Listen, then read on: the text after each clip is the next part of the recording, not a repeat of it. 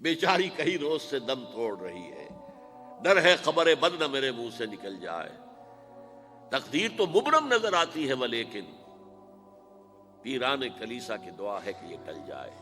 تو پہلی بات میری ختم ہوئی، عالمی نظام خلافت دنیا کی تقدیر مبرم ہے، ہو کر رہے گی، اس میں کسی صاحب ایمان کو کوئی شک، کوئی شبہ، کوئی ریب نہیں ہونا چاہیے۔ البتہ اس کا اب دوسرا پہلو کیا ہے، اس کا آغاز کہاں سے ہوگا؟ پہلی بات تو یہ، ہمارے بعض لوگوں کے ذہنوں میں، سادہ دل لوگ وہ سمجھتے ہیں کہ پوری دنیا میں ایک ہی دفعہ آ جانی چاہیے۔ یہ کوئی علاقائی خلافت تو نہیں ہو سکتی، خلافت تو عالمی ہوتی ہے۔ ان سے میں کہتا ہوں، عالمی خلافت کب تھی جناب؟ یہ تو نہ خلافت راشدہ میں عالمی تھی، کیا ہندوستان شامل تھا اس میں؟ کیا چین شامل تھا؟ کیا یورپ شامل تھا؟ اور پھر جو خلافت کے نام سے جو ملوکیت چلی ہے، وہ بھی صرف آپ دور بنو امیہ میں کہہ سکتے ہیں کہ وہ پورا عالم اسلام کم سے کم اس کے تحت تھا۔ بعد میں خلافت عباس، بنو عباس میں، اور فاطمیین کی خلافت میں، اور آل عثمان جو ہیں آٹومان ٹرکس کی خلافت میں ٹکڑے تھے، حصے بکھرے تھے، کوئی مانتا تھا، کوئی نہیں مانتا تھا۔ اور سب سے بڑی بات یہ، اگر ایک دم پوری دنیا پر خلافت قائم ہو سکتی تو حضور کے دست مبارک سے ہوتی، لیکن نہیں ہوئی۔ نتیجہ کیا نکلا؟ ایک ملک میں حضور نے قائم کر دی، جزیرہ نما عرب، یہاں خلافت قائم ہو گئی، حضور خلیفہ ہے۔ اس کے بعد آپ کے خلفائے راشدین نے پھر اس کو وسعت دی، شرقاً غرباً شمالاً۔ 3 کالمز نکلے ہیں فوجوں کے، صحابہ کرام کے، 3 کالمز، ایک ایسٹ ورڈ، ایک ویسٹ ورڈ، ایک نارتھ ورڈ۔ ایک عراق کو فتح کرتے ہوئے ایران میں پہنچ گیا، خراسان تک چلا گیا۔ ایک شام کو فتح کرتے ہوئے اور پھر سینائی پیننسولا سے ہو کر افریقہ میں داخل ہوا اور اٹلانٹک تک پہنچ گیا۔ تیسرا سیدھا شمال میں گیا، لیکن یہ زیادہ دور نہیں جا سکتا تھا، کوکیشین ماؤنٹینز آ گئے، کوہ قاف۔ اس زمانے میں تو یہ یوں سمجھیے کہ امپیسیبل تھا نا، کوہ قاف، لہذا وہاں آ کر رک گیا بابا۔ اب بھی یہ ہوگا، کسی ایک جگہ سے شروع ہوگا پھر پھیلے گا، اس کے سوا کوئی چارہ کار ہے ہی نہیں۔ اگر ہر جگہ پوری دنیا میں ایک ہی وقت میں ہو سکتا تو حضور کے دست مبارک سے ہوتا صلی اللہ علیہ وسلم۔ اب وہ نقطہ کون سا ہوگا، نقطہ آغاز کون سا ہوگا؟ اس میں پہلی بات تو میں نے کہا، جو شک کرے گا اس کا پھر ایمان مشکوک ہے۔ ہوگا، لازماً ہوگا، گلوبل ہوگا، پوری دنیا میں ہوگا۔ کہاں سے شروع ہوگا اس میں آپ اختلاف کر سکتے ہیں، لیکن مجھے تو 2 حدیثیں تو ملی ہیں جن سے یہ اندازہ ہوتا ہے کہ یہ اس مشرقی خطے سے ہوگا، عرب کے مشرق کی جانب کسی ملک سے ہوگا، کسی خطے سے ہوگا۔ وہ حدیثیں بھی اب آپ پڑھ لیجیے پہلے، پھر میں کہہ رہا ہوں یہ خزانہ ہے جو ہم نے آپ کی خدمت میں پیش کیا ہے، کاش کہ آپ اس کی قدر کر سکیں، یہ حدیثیں آپ کو ازبر ہو جائیں، یاد ہو جائیں، لوح قلب پر نقش ہو جائیں۔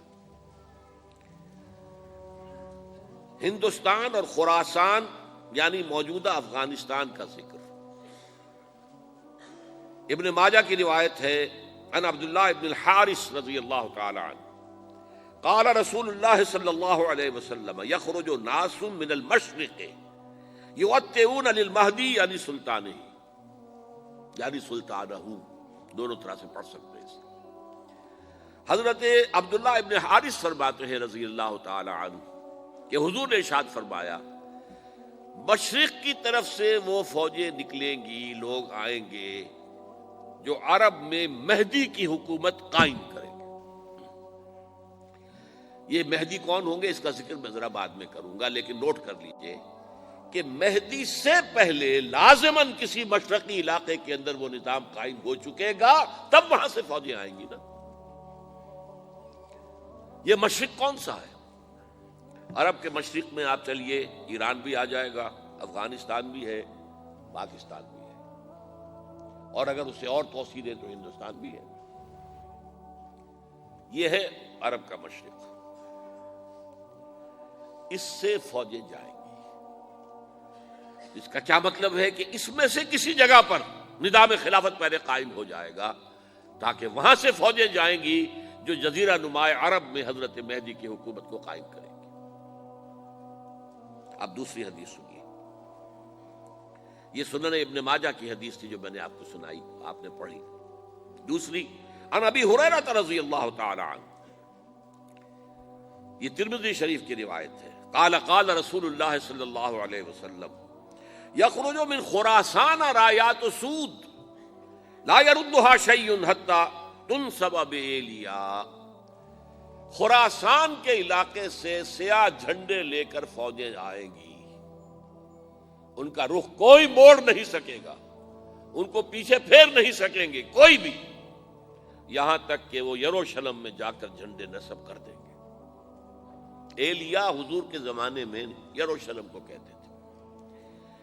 یہ یروشلم تھا جب حضرت سلیمان کی حکومت تھی اور یہاں پر معبد سلیمانی، ہیکل سلیمانی قائم ہوا، پھر یہ یروشلم ہی رہا ہے تاریخ میں، یہاں تک کہ سن 70 عیسوی میں جب ٹائٹس رومی جنرل نے اس کو گرایا، ختم کیا، سیکنڈ ٹیمپل گرا دیا اور یہاں سے یہودیوں کو کہا نکل جاؤ یہاں سے، کوئی یہودی باقی نہیں رہا، تب بالکل تہو بالا برباد کر دیا۔ اس کے کوئی 150 سال بعد ہیڈریان، رومن ایمپرر ہیڈریان، اس نے پھر دوبارہ آباد کیا اس شہر کو۔ 150 سال تک یہ بالکل بنجر اور بالکل غیر آباد پڑا تھا۔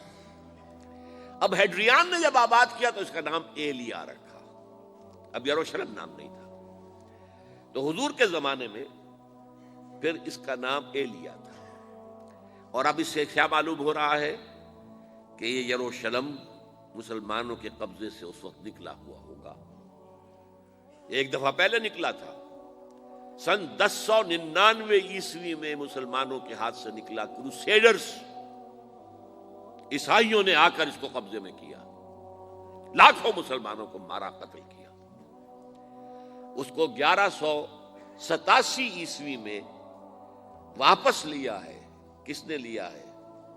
صلاح الدین ایوبی، کرد، عرب کھوکھلے ہو چکے تھے، عربوں نے کھویا، واپس نہیں لے سکے، بہت حکومت کر چکے تھے، 400-500 برس کی حکومت کر کے، اور ان کے عیش اور ان کے آرام، اب ان میں جان نہیں تھی کہ وہ واپس لے سکے۔ واپس لینے والا گرم کرد خون تھا، صلاح الدین ایوبی۔ تو گویا کہ اب آپ سمجھئے کہ 88 برس تک عیسائیوں کا قبضہ رہا یروشلم پر۔ اب 1967 میں یہودیوں نے قبضہ کیا ہے، اور اب 38 برس تو ہو گئے، 88 نہیں تو 38 برس تو ہو گئے، لیکن وہ دور آئے گا کہ اب پھر لیں گے، لینے والے عرب بھی نہیں ہوں گے، خراسان کے علاقے سے فوجیں آئیں گی۔ یہ خراسان کیا تھا؟ ایلیا تو میں نے آپ کو بتا دیا، یروشلم کا نام ہے۔ خراسان اس زمانے میں ایک بہت بڑے ملک کو کہتے تھے، کچھ حصہ پاکستان کا بھی اس میں شامل ہے، کچھ حصہ ایران کا بھی ہے، ایران کے اس حصے کو اب بھی خراسان کہتے ہیں، وہ ایک صوبہ ہے، خراسان ایک صوبہ ہے ایران کا چھوٹا سا۔ پاکستان میں خاص طور پر یہ جو علاقہ مالاکنڈ ایجنسی کہلاتی ہے، اس سے اوپر جتنا علاقہ ہے، اور یہ جو واخان کی ایک پٹی آتی ہے اوپر، واخان افغانستان کی ایک پٹی سی دم سی چلی آتی ہے جو جا کر چائنا کی سرحد سے مل جاتی ہے، یہاں سے لے کے یہاں تک یہ جو مالاکنڈ کا وہ درہ ہے اور پہاڑ ہے، یہ بھی خراسان کا حصہ ہے۔ باقی تقریباً 2/3 آف افغانستان ساؤدرن حصہ نہیں ہے خراسان کا حصہ، یہ سیستان کہلاتا تھا، یہ خراسان نہیں ہے، لیکن یہ کہ اوپر کا 2/3 آف افغانستان، اور اس کے ساتھ یہ جو عرب، جو اب یہ ترک ممالک آزاد ہوئے ہیں سوویت یونین کی ڈسولوشن کے ساتھ، یہ سارا علاقہ کہلاتا ہے خراسان بزرگ، دی گریٹ خراسان۔